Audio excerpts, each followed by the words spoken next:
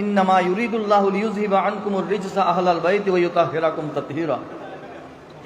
এই আয়াতটি আমাদের ওয়াইজ বক্তাগণ সবসময় পড়ে থাকেন, আপনারা অনেকেই এর মর্মার্থ বুঝতে পারছেন যে আল্লাহ পাক সুবহানাহু ওয়া তাআলা আরশে আজিম থেকে ঘোষণা দিচ্ছেন আমার নবীর আহলে বাইতে রসুল তারা পবিত্র। আলহামদুলিল্লাহ।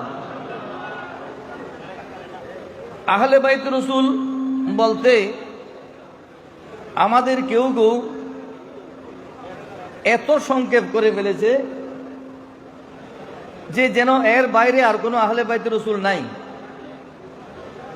আমি গত বছর এই মাহফিলে বলেছিলাম আহলে বাইতে রসুল কারা। সর্বশেষ শেখ আকবর মহিউদ্দিন ইবনে আরবি রহমতুল্লাহের অভিমত হলো কিয়ামত পর্যন্ত আওলাদ রসুলগণ আহলে বাইতে রসুলের অন্তর্ভুক্ত। সুবহানাল্লাহ।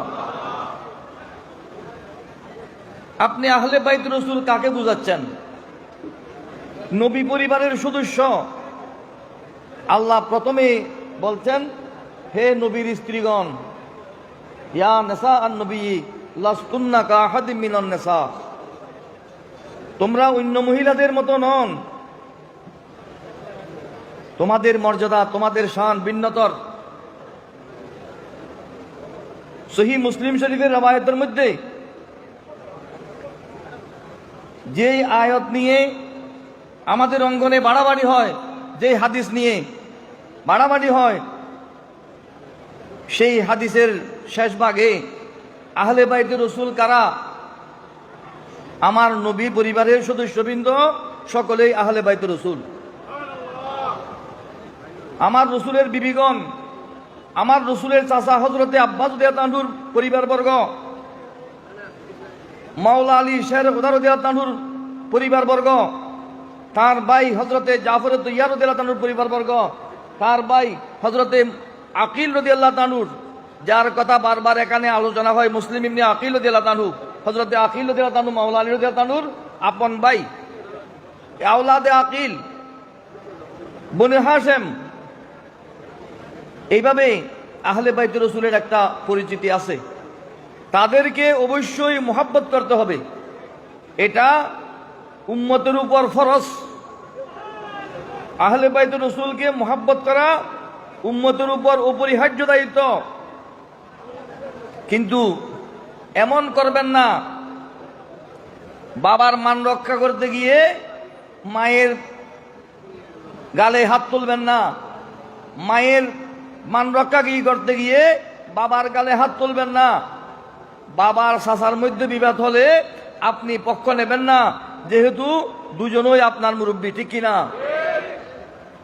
সেটাকে বলে আদব, সেটাকে বলে আমার পূর্ববর্তী বক্তা বলেছেন বিনয়ী হওয়া, আদব দেখানো। আদব আমরা আমাদের মতো করে শিখতে পারবো না। আদব শিখার জন্যে আমাদের কাছে মডেল আছে, রোডম্যাপ আছে, স্রোতধারা আছে। আমরা যেন আমাদের মতো করে আদব না দেখাই। রাসূল পাক সাল্লাল্লাহু আলাইহি ওয়াসাল্লামের বিষয়ে এটা সর্বোচ্চ বিষয়। আমি গত বছর এই মাহফিলে বলেছিলাম, ডাক্তার শাহ হুজুর রহমতুল্লাহ আলাইহি এখানে আসতে পারেননি, ওই বারান্দায় বসেছিলেন। আমি ওনাকে নিয়ে দেখিয়েছিলাম বেলায়েতে মুতলাকা, ওনার আব্বাজানের লিখিত কিতাব। সেখানে লিখেছেন, আমি যার মাওলা ব্র্যাকেটে প্রেমাস্পদ, আলী তার মাওলা। ওসিয়ে গৌসুল আজম রহমতুল্লাহ আলাইহি যেই অনুবাদ করেছেন, সেই অনুবাদ হযরতে শেখ আব্দুল্লাহ মুহাদ্দিস দেহলভী রহমতুল্লাহ আলাইহি থেকে শুরু করে সমস্ত মুহাদ্দিসিনে কেরাম এই অনুবাদ করেছেন। কিন্তু আমরা এর ব্যতিক্রম অনুবাদ করি, সেটা গলত। সেখানে অ্যাক্সিডেন্ট হবার আশঙ্কা শতভাগ। রাসূল পাক সাল্লাল্লাহু আলাইহি ওয়াসাল্লাম মাওলা আলী শের খুদা রাদিয়াল্লাহু আনহু, খাতুনে জান্নাত ফাতিমাতুজ জাহরা রাদিয়াল্লাহু আনহা, ইমামে আলী মাকাম সৈয়দনা হযরত ইমাম হাসানে মুজতবা রাদিয়াল্লাহু আনহু, ইমামে আলী মাকাম সৈয়দনা হযরতে ইমাম হুসাইন শহীদ দস্ত কারবালা রাদিয়াল্লাহু আনহু, এই পাঁচজনকে বলে পঞ্চতনে পাক। এই পঞ্চতনে পাক থেকে আমাদের কিছু শিকার আছে। আমরা তো অতিভক্তি শরীর লক্ষণ যেভাবে বলা হয়, সেই অতিভক্তিতে অনেকে আমরা বিপদগামী। সেই বিপদগামী যেন না হয় সেটা লক্ষ্য রাখবেন। মাওলা আলী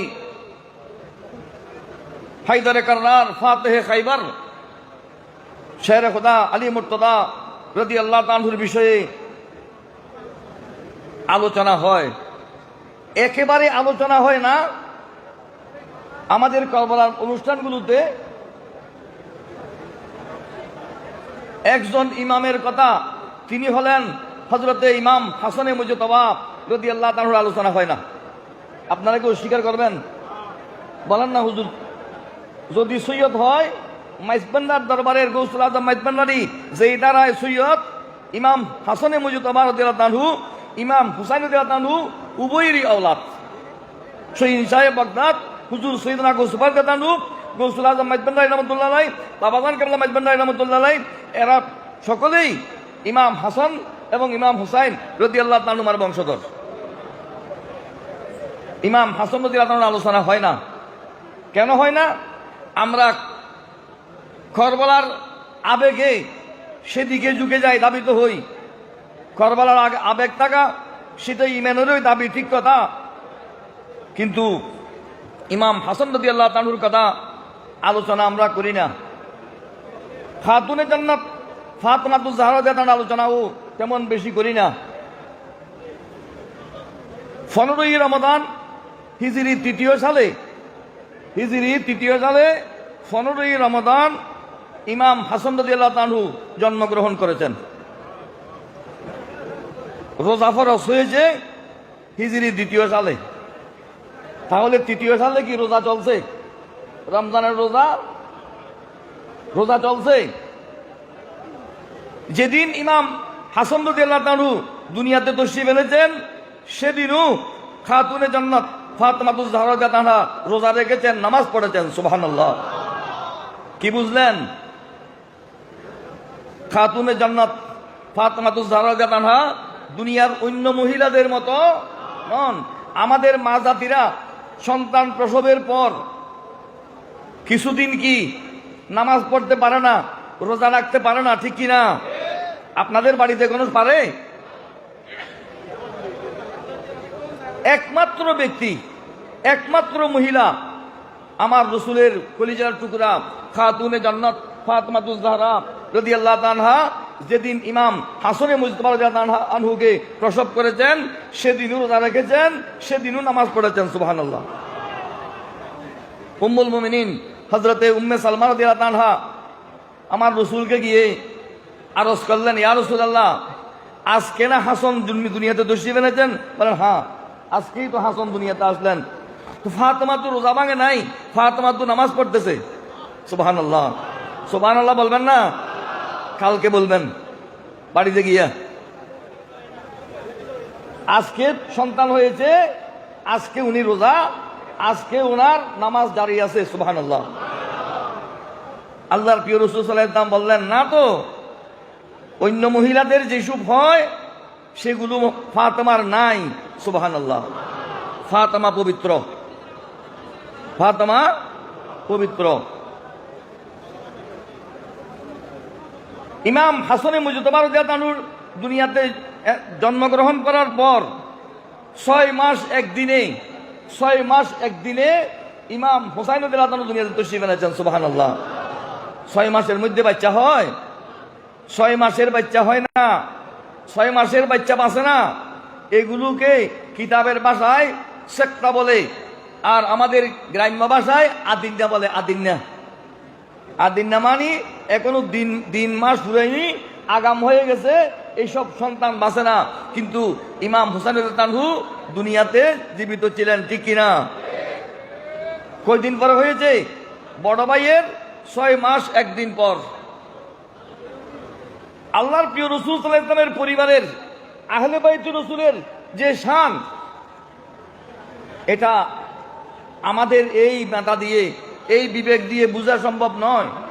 অতএব তাদের আচরণ বিধি থেকে আমরা যেন বুঝে নেই। আল্লাহর প্রিয় রাসূল সাল্লাল্লাহু আলাইহি ওয়াসাল্লাম ইমাম হাসান রাদিয়াল্লাহু তাআলাকে কাঁধে নিয়ে খেলছেন। নাতি কাঁধে নেয় না? একই ঘটনা ইমাম হুসাইন রাদিয়াল্লাহু তাআলার ব্যাপারেও আছে। জনৈক সাহাবী বললেন, কত যে উত্তম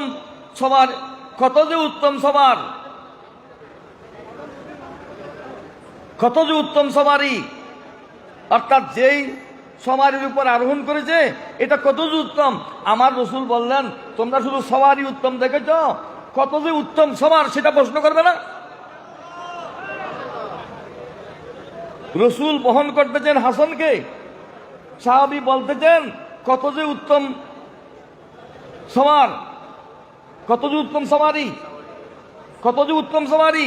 আমার রাসূল বলতেছেন কত যে উত্তম সওয়ার সেটা বলবে না? কি বুঝলেন? যেমন সওয়ারি তেমন সওয়ার। সৈয়দুল আম্বিয়া, নবিকুল সম্রাট, ইমামুল আম্বিয়া মুহাম্মদুর রাসূলুল্লাহ সাল্লাল্লাহু আলাইহি ওয়াসাল্লাম সওয়ারি হয়েছেন, আর সওয়ার বানিয়েছেন কাকে? জন্নতি যুবকদের সরদারকে। সুবহানাল্লাহ। আমার রাসূল ইরশাদ ফরমাচ্ছেন, ইবনি হাযা সৈয়দুন, এটা বুখারী শরীফের রওয়ায়াত। ইবনি হাযা সৈয়দুন, আজকাল তো সৈয়দের অভাব নাই, প্রতি মোড়ে মোড়ে সৈয়দ। গোস্বামী মানুষ সৈয়দুর বাবা, সৈয়দ উপাধিকে দিয়েছেন, আওলাদ রাসূলকে সৈয়দ উপাধি দিয়েছেন আমার রাসূল। ইবনি হাযা সৈয়দুন লাআল্লাল্লাহ আন ইউসলাহা বিহি বাইনা ফিয়াতাইন মিনাল মুসলিমিন। আমার এই কোথায় বলতেছেন? আমার রাসূল খুতবার জন্য মিম্বরে উঠেছেন, এখনো খুতবা শুরু করেননি, মিম্বরে বসা আছেন। এমন সময় ইমাম হাসানে মুজতবা রাদিয়াল্লাহু আনহু আমার রাসূলের কোলে গিয়ে বসেছেন। তাহলে ছোট না? ছোট নাতিরা বসে। আমার এই সন্তান এটা সরদার। আমি আশা করি আমার এই সন্তানের মাধ্যমে মুসলমান দুই দলের মধ্যে একটা সন্ধি আল্লাহ পাক বাস্তবায়ন করবেন। সুবহানাল্লাহ। লাআল্লাল্লাহ ইউসলিহা বিহি বাইনা ফিয়াতাইনি মিনাল মুসলিমিন। উভয় দলকে মুসলমান বলতেছেন আমার রাসূল উভয় দলকে কি মুসলমান বলতেছেন? উভয় দলকে, এক দল ইমাম হাসানের দল, আরেক দল হযরতে আমিরে মাবিয়া রাদিয়াল্লাহু তাআলার দল। দুই দলের মধ্যে ইমাম হাসান রাদিয়াল্লাহু তাআলার মাধ্যমে সন্ধি হয়েছিল। সেই সন্ধিতে চুক্তি ছিল, এখন আমি ইসলামের খলিফা, আমরা চার খলিফা বলি, চার খলিফা না 5 খলিফা। আমার রাসূল ইরশাদ করেছেন, আমার পর 30 বছর খেলাফত থাকবে, আমার পর 30 বছর খেলাফত থাকবে, তারপর হয়ে যাবে রাজত্ব সিস্টেম। প্রথম রাজা হয়েছিলেন হযরত মাবিয়া রাদিয়াল্লাহু আনহু, এর জন্য ওনাকে খলিফা মাবিয়া বলে না, আমিরে মাবিয়া বলে। উনি কি আমির। খেলাফত মাওলা আলী শাহ রাদিয়াল্লাহু আনহু শাহাদতের দিন 6 মাস বাকি ছিল 30 বছর পূর্তির, 6 মাস পূরণ হয়নি। সেই 6 মাস ইমাম হাসান রাদিয়াল্লাহু আনহু খেলাফতের দায়িত্ব পালন করেছিলেন। তিনি হলেন ইসলামের 5ম খলিফা। তিনি দায়িত্ব দিয়ে গেলেন, চুক্তি হলো, হে মাবিয়া, আপনি যখন ইন্তেকাল করবেন খেলাফতের দায়িত্ব আমাকে বুঝিয়ে দেবেন। সেখানে ইমাম হুসাইন রাদিয়াল্লাহু আনহুকে দেওয়ার কথা ছিল না, সেই চুক্তির মধ্যে ছিল হযরতে হাসান রাদিয়াল্লাহু আনহুর কাছে ক্ষমতা হস্তান্তর করা। 2 নম্বর, মাওলা আলী শাহ রাদিয়াল্লাহু আনহুর সময় মক্কায়ে মুআজ্জামা, মদিনায়ে মুনাওয়ারা, হেজাজে মুকদ্দাস, কুফা, এইসব এলাকার যেসব বাগদাদ, এইসব এলাকার যেসব মানুষ মাওলা আলীর পক্ষে অবস্থান নিয়েছিলেন, তাদের কাউকে কোনো দরপাকড় করা যাবে না, কোনো গ্রেফতার করা যাবে না। তিনি মেনে নিয়েছেন, করেন উনি। আর এই খেলাফতকালে আমার যত ঋণ আছে, কর্জ আছে, আমার সমস্ত কর্জ, সমস্ত ঋণের ভার আপনি বহন করতে হবে। হযরত আমির মাবির রাদিয়াল্লাহু সেই ঋণও পরিশোধ করেছিলেন। অতএব তিনি ওয়াদা ভঙ্গ করেছেন। এই কথা যারা বলে তারা ইতিহাসও পড়ে নাই, কোরআন হাদিসও পড়ে নাই। একবার ইমাম হাসান রাদিয়াল্লাহু আনহু আল্লাহর প্রিয় রাসূল সাল্লাল্লাহু আলাইহি ওয়াসাল্লামকে স্বপ্নে দেখলেন। আমি বুড়া মানুষ, আমি এত চিল্লি করতে পারবো না, আপনারা আমার কথা বোঝার চেষ্টা করবেন। ইমাম হাসান রাদিয়াল্লাহু আনহু আল্লাহর প্রিয় রাসূল সাল্লাল্লাহু আলাইহি ওয়াসাল্লামকে স্বপ্নে দেখলেন। আমার রাসূল জিজ্ঞেস করলেন, হাসান অবস্থা কি? নানা যান, ভালো আছি, তবে একটু অভাব আছে। ভালো আছি তবে কি একটু অভাব আছে। আমার রাসূল ইমাম হাসানে মুজতবা রাদিয়াল্লাহু আনহুকে একটা দোয়া শিখিয়ে দিলেন। আল্লাহুম্মা আকযি ফি কলবি রাজাকা ওয়াক্তা রাজাই আম্মান সিওয়াকা হাত্তা লা আরজু আহাদান গায়রাকা। লম্বা দোয়া, আমি পড়ছি না, কেউ জানতে চাইলে আমার থেকে টেলিফোনে জেনে নেবেন। এই দোয়া এক সপ্তাহ পড়ার পর হযরত মুআবিয়া রাদিয়াল্লাহু আনহু ইমাম হাসান রাদিয়াল্লাহু আনহুর জন্য 1.5 লক্ষ দিরহাম হাদিয়া পাঠিয়েছেন। সুবহানাল্লাহ। কত টাকা? টাকা নয়, দিরহাম। তখনকার দিরহাম রৌপ্য মুদ্রা, চাঁদি 1.5 লক্ষ ভরি চাঁদি পরিমাণ সেই অর্থ হাদিয়া পাঠিয়েছেন। সুবহানাল্লাহ। কি বুঝলেন? আমির মুআবিয়া রাদিয়াল্লাহু আনহুর খেলাফত ইমাম হাসান রাদিয়াল্লাহু আনহু থেকে। এটা খেলাফত নয়, এটার নাম ইমারত, এই জন্য ওনাকে আমির বলা হয়। হযরত হাসান রাদিয়াল্লাহু আনহু হযরত মুআবিয়া রাদিয়াল্লাহু আনহুর হাদিয়া কবুল করেছেন। হাদিয়া গ্রহণ করেছেন কিনা? করেছেন। 1.5 লক্ষ দিরহাম। আমির মুআবিয়া রাদিয়াল্লাহু আনহুর দরবারে একবার কুরাইশ এবং আরবের বিভিন্ন গুরুত্বপূর্ণ গোত্রের লোকজন উপস্থিত ছিলেন।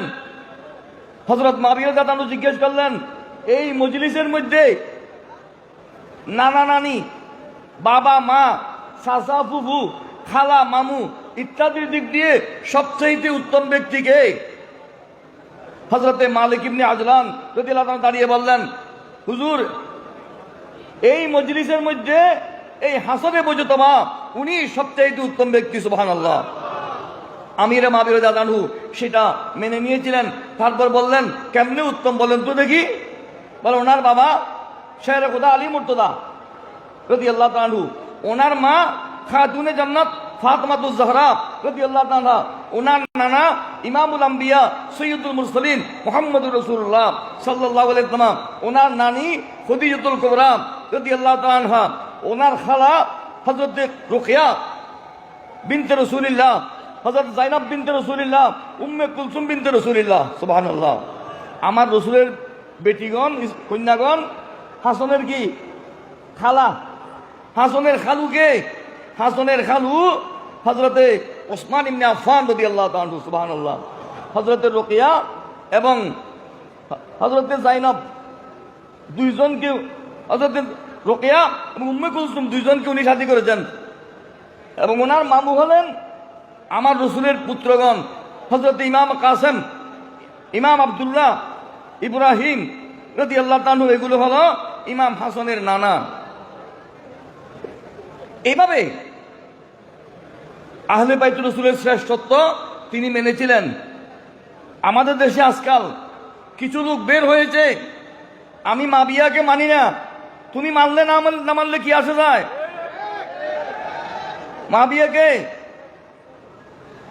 মুআবিয়ার থেকে ইমাম হাসানে মুজতবা রাদিয়াল্লাহু আনহু হাদিয়া গ্রহণ করেছেন।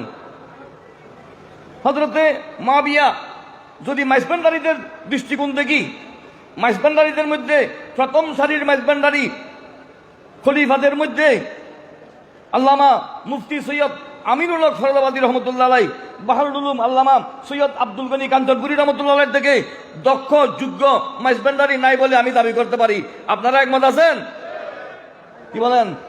আল্লামা আমিনুল হক ফরদাবাদী, আল্লামা আব্দুল গনি কাঞ্চনপুরী, যাকে ওই যুগে বাহরুল উলুম বলা হতো, এলমের সমুদ্র, এই দুইজনকে যদি আলোচনা করে দেখা যায়, এই দুইজনের কিতাব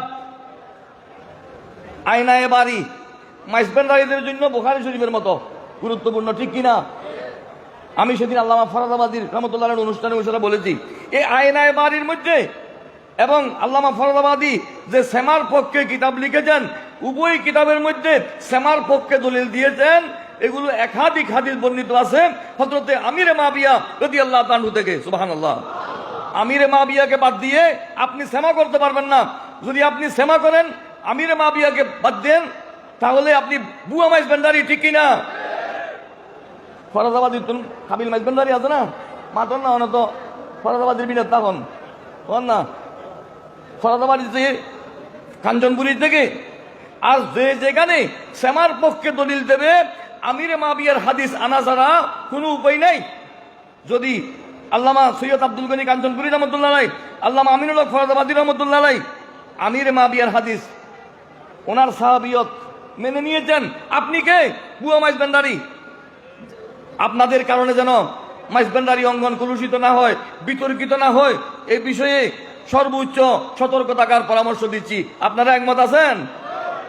এগুলোর চেয়ে বড় মাইজবান্ডারি নাই। গৌসুল আজম মাইজবান্ডারির খলিফারা এগুলো চিনেননি? নিশ্চয় চিনতেন, ঠিক কিনা? ইমাম হাসানে মুজতবা রাদিয়াল্লাহু 25 বার হজ করেছেন পায়ে হেঁটে। সুবহানাল্লাহ বলেন না? পায়ে হেঁটে, হয় কুফা থেকে না হয় মদিনায়ে মুনাওয়ারা থেকে। 25 বার ওনার সাথে সবারই উঠছিল, কিন্তু উনি উঠে আরোহণ করেননি, পায়ে হেঁটে হেঁটে হজ করেছেন। দুনিয়ার মুসলমানদেরকে ত্যাগ শিখিয়েছেন, রিয়াজত শিখিয়েছেন, তরিকত কিভাবে লাভ করবে সেই দিককে দিয়েছেন। সুবহানাল্লাহ। আমি তো এই অঙ্গনে আল্লাহর রহমতে আমার চেয়ে বেশি বয়স্ক তেমন বেশি নাই মনে করি। মাইজবান্ডার দরবার শরীফে আমার আশা দেওয়া বুদ্ধি বয়সে 62-63 বছর হয়েছে, আশা দেওয়া। তাহলে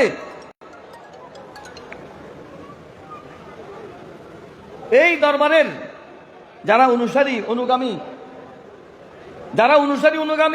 তারা বুঝতে হবে এই দরবার নতুন দরবার নয়। যারা আজকে এদিক সেদিক লাগামহীন কথা বলতেছে এবং কথা বলার জন্য যারা সুযোগ করে দিচ্ছে, মাইজবান্ডারিরা এমন হয়েছে তেমন হয়েছে, এগুলো পড়ার যারা সুযোগ করে দিয়েছে, তাদের দৃষ্টি আকর্ষণ করে বলবো, মাইজবান্ডারের কোনো আওলাদ, মাইজবান্ডারের বিরুদ্ধে যে যত রকমের কথা বলেছে, কোনো আওলাদ মুখ খুলেননি, ঠিক কিনা? আমি শুনি নাই। আহমদিয়া মঞ্জিল বলেন, হক মঞ্জিল বলেন, রহমান মঞ্জিল বলেন, এদের কোনো আওলাদগণ মাইজবান্ডারের বিরুদ্ধে অন্যরা কিছু বললেও এরা প্রতিবাদ করে না, এরা মুখকে কিছু বলে না। এটা ইমাম হাসানে মুজতবা রাদিয়াল্লাহু তাআলার আদর্শ। সুবহানাল্লাহ। মারওয়ান ইবনে হাকম মদিনায়ে পাকের মসজিদের মিম্বরে দাঁড়িয়ে মাওলা আলীর সমালোচনা করত, কিন্তু ইমাম হাসান রাদিয়াল্লাহু তাআলা কোনোদিন প্রতিবাদ করেননি।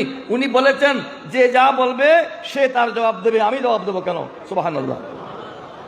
আল্লাহর উপর ছেড়ে দিয়েছেন। মারওয়ানের ফাতিহা কেউ করায় না, মারওয়ানের জিয়ারত কেউ করায় না।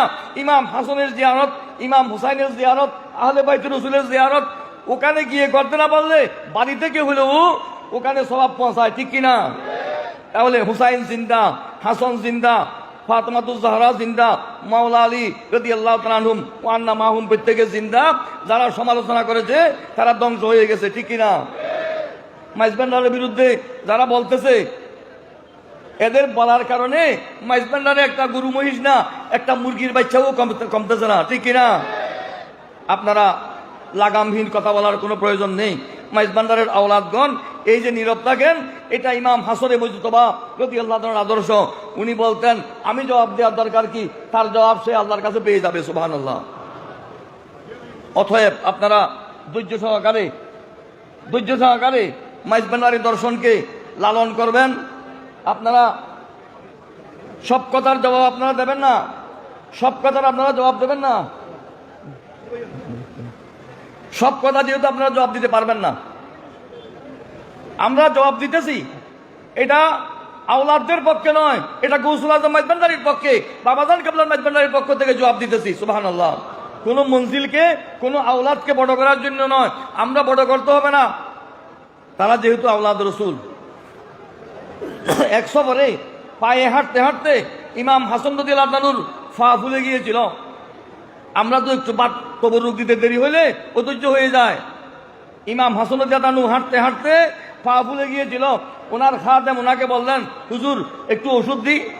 বলে ওষুধ দিও না, সামনে মঞ্জিলে গেলে সেখানে একজনের কাছে ওষুধ আছে, সেই ওষুধ দিলে ঠিক হয়ে যাবে। সুবহানাল্লাহ। ওষুধ কোথায়, মঞ্জিল কোথায়, ব্যক্তিকে কেউ জানে না।